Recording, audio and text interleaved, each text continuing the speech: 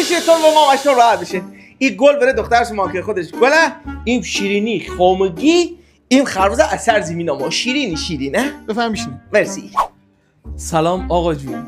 سلام، خیلی خوش اومدید. بفرمایید بشینید. اومدم که ببرم گل برای گل، شیرینی زبون برای شما هم زبون. او میوه استوایی، آووکادوی کنیایی. میدونی چقدر مقویه این آووکادو؟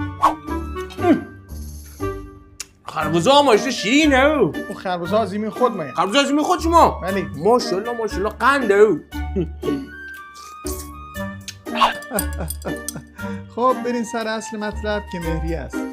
توی این روزا کی از مهریه حرف میزنه؟ زشته دیگه بخواین دخترتون رو سر مهریه معامله کنید. به نظر من یک جلد کلام الله مجید، 3 شاخه گل رز و 1 دست آینه شمدان کافیه. مهم اینه که ما دوتا همدیگه رو دوست داشته باشیم. خب برین سر اصل مطلب که مهریه. نه مهری نیه بابا، برید دختر کوچیکش هم آمدم همون اسم چی بود؟ آلم نیام چی بود؟